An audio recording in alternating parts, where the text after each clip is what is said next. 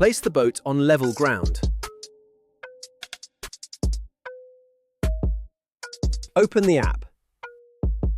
Tap the Deviation button. Read the Deviation correction guide. Tap Create a reference point. Tap Create a new correction group.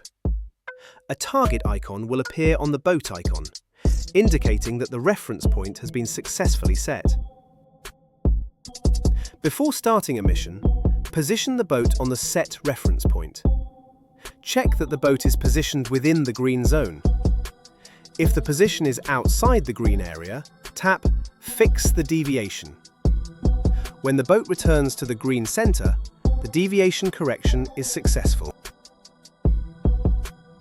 Make sure the reference point is already set in the app. First, set Fix the Deviation as a custom key on the handset. Double-click the power button to enter the setup menu. Enter the custom key function. Choose the trigger method.